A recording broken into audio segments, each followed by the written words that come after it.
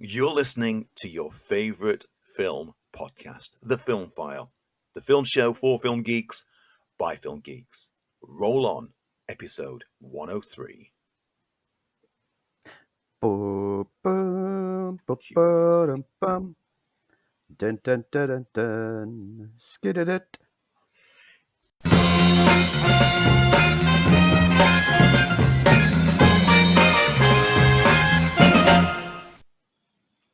The cat's back. Yeah, The I'm cat trying is to pull back. her, keep her away from the microphone because she ventured over to the mic while you were talking, and all you'll get is in the background. But the cat came back. So I'm trying to keep her away from the mic without her biting me because she's desperate for some reason to sit rather than just sit on my knee, but sit on my laptop. Okay, let's have a quick think. You're listening to No Barriers Radio. I'll do that again without the gravel. If you want to know more about the Film File, all you have to do is Head on over to Twitter. Follow us at FilmFile UK. Head over to other social media platforms, Facebook, Instagram, TikTok. Search for FilmFile UK. There we are. Or get in touch with us directly. Send us an email. Thoughts, suggestions, films you love, top lists, questions for us to answer on air, films that you don't know the name of that you want us to try and track down and find out where you can watch it. Podcast at filmfile.uk. and become part of the Film File family. If you are a regular listener and this isn't your first time, then you know that every week we do a deep dive into a film that interests us, a love well worth of debate. And this one is a new one for Andy, but boy, it's a film that I adore. I'm going to get that out there right now. This week's deep dive is the 1995 romantic drama, the first of a trilogy, written and directed by Richard Linklater. And this is Before Sunrise. Before Sunrise is the first installment of what has now been known as the Before trilogy. Stars Ethan Hawke and Julia Delpy as Jesse and Celine, as they meet on a Eurorail train and disembark in Vienna to spend the night together. Best described as a minimalistic film, which consists mostly of monologues and just casual conversations with extended dialogue as the characters navigate Vienna. Their contrasting ideas and perspectives on love and life are detailed, with Jesse, a romantic disguised as a cynic, and Celine, seemingly a romantic. Before Sunrise beautifully explores time and self-discovery. And it is minimalistic, and it is a very chatty film. But when you want to talk about romance, I will point anybody over the multitude of romantic comedies and romantic dramas out there to Before Sunrise, because it captures perfectly the moments of falling in love. Andy, you're new to Before Sunrise and the world of the Before trilogy. Are you a hardened cynic, or are you a deeply... I'll start that again because I gravelled. Are you the hardened cynic, or are you the deeply romantic?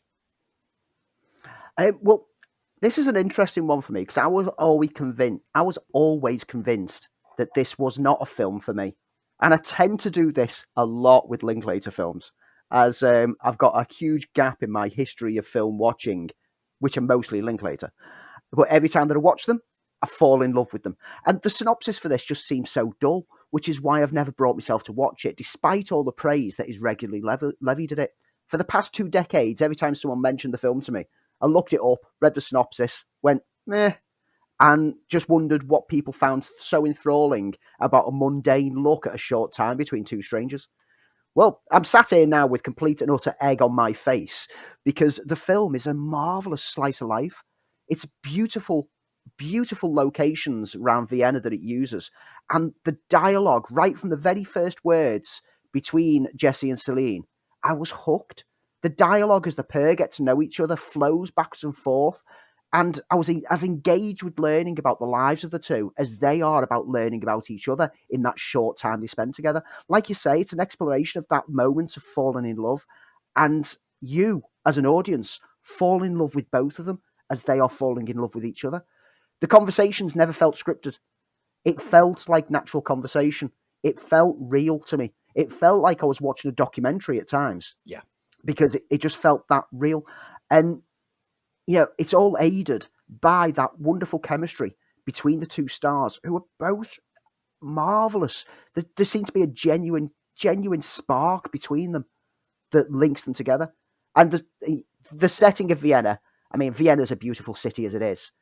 And the sumptuous cinematography takes in every splendor of the streets and the public transport. I love the fact that it avoids the typical, we'll sit in a restaurant and get to know each other, or we'll sit in a cafe, get to know each other. No, you sat on a bus, you sat on a tram, you sat on like a big wheel. It uses interesting locations to shoot from and making it feel, again, real. And that's what really connected with me, is it didn't feel fake. It didn't feel false. I genuinely believed that Ethan Hawke and Julie Delphy were falling in love in front of my eyes. I was captivated by it. Like I say, it baffles me how I've done this with Linklater films, that I dismiss them without watching them, because he really does have a handle on slice of life drama. He captivates. He tells interesting tales about times of your life, from Dazed and Confused with the youth Yeah, we talked aspect, about and it on like the show. trying to find where you are as you make that transition from being a child to an adult, to films such as this, which, after watching it, the film has sat with me and the characters have sat with me. And I know that I've got the joy of watching two more films because they're already out there. And I wonder how people coped when there wasn't a second film, constantly thinking, I want to catch up with those people again. I Well, want to know where they go in their lives later on. I can understand. I mean, it's not, at this point in time, it's not a 5 out of 5 film for me. I initially rated it like a 4 out of 5, but I can feel it creeping up at the back of my mind. It's like, no, it needs to be more than a 4, maybe a 4.5. And I feel that by the time I come to watch this film a second time round, it will be a 5 out of 5 film, because it's just sitting with me. The characters felt so real to me. They felt like a part of me by the end of it. this film's really personal to me, and it came out of a time when I was interested in somebody who was interested in me, but we couldn't get it together. And there was a poignancy to this film that reflected those conversations that we had in it. Even though this was done in one night, in the reality of my Before Sunrise was over a series of months. Hmm. There's the question of whether these two will ever meet again at the end, which now, of course, we know that they do because there's two subsequent films. But there's this that huge question that's explored in subsequently in the second movie, and then how their relationship continues. And there's 7 years apart between each of the films, and the characters have grown. They're not direct sequels. Now, to go back into a little bit into the production, there was an extensive search to who was going to play these two leads, and eventually it landed on uh, Julia Delpy and Ethan Hawke, and they had chemistry. And even though, because the original idea for this was inspired by a true event, Linklater met a girl in a toy shop in Philadelphia in 1989, and they walked around the city together, conversing deep into the night. And originally, the screenplay, who the two people were and the city they spent, was vague. Linklater realized that because the film is so much a dialogue between a man and a woman, it was important to have a strong female co-writer. And he brought in Kim Krisen, who had a small role in his previous films, Dazed and Confused and Slacker. And according to Linklater, he loved the way her mind worked, and a constant stream of confident intelligence ideas. But when Delpy and Ethan Hawke were brought in, they had a big say in the screenplay. Now, apparently, according to Delpy, they brought in a much more romantic ideas, and they wrote something that actually felt more real, and therefore the Before Sunrise that was created was as much about Linklater as it was about the cast. And in the subsequent films, they get writing credits on both of those films. It's a lovely, lovely film. It's a film that never feels, even though it's a film about conversations, feels stilted in any way. Hmm. It's a film that feels, as you said, absolutely real. And as we've grown to love these characters, and we explore that within the subsequent sequels. As I say, set several years apart each time, we get to learn a little bit of how their life is played out. My favorite is still Before Sunrise, but we grow with these characters as we grow older, and as they grow older, our life points of view change, and that is demonstrated wonderfully in both the follow-up films. I adore Before Sunrise. It's incredibly personal to me, and it's just beautifully done. It's not a big film, but it has big ideas, and it's a film that not only has heart, it's a film that feels true. As most romantic comedies and most romantic dramas have a, a film. Oh, what's the word I'm looking for? Well, I think one good example would be that if this was just your typical romantic drama or romantic comedy, the final scene would have been them racing to the airport to declare their love for each other, and then jumping on a plane together and flying off together and living happily ever after.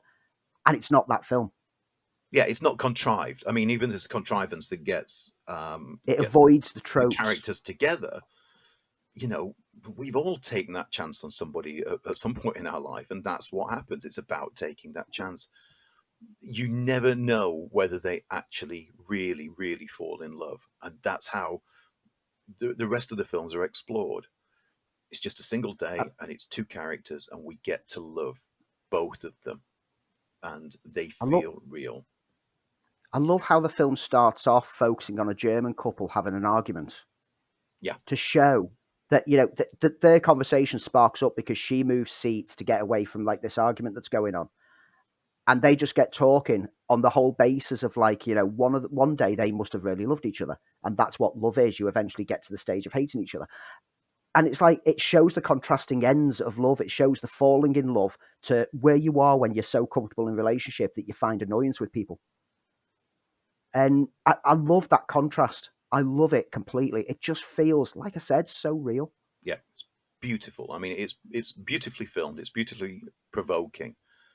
Wonderfully cast. I can't imagine watching this film without Ethan Hawke or Julie Delpy, and especially their input into the film. And they wrote the sequels, and we explore more of their life together, and we explore in a very credible way, because the second film is about memories and how we think about the first film. Is that question, did they meet up again? So Andy, I just insist that you see the second and third film and fall in love with these characters again, because it's well worth it. Andy, where can we find Before Sunrise and the subsequent sequels? Not available for free on any streaming service at the moment. You can rent or buy them on pretty much all major all major streaming services, or you can treat yourself to the home releases on physical media. Just go to your favourite website or retailer on the high street and pick it up. I will be picking myself up a set of all three, because having watched this first film, I've fallen in love with it. And I'll probably try and collect everything that Linklater's ever done and finally catch up, because I really need to start listening to you, don't I? There's a lot of good stuff out there. So that's our deep dive for this week. We'll be back with another deep dive next week.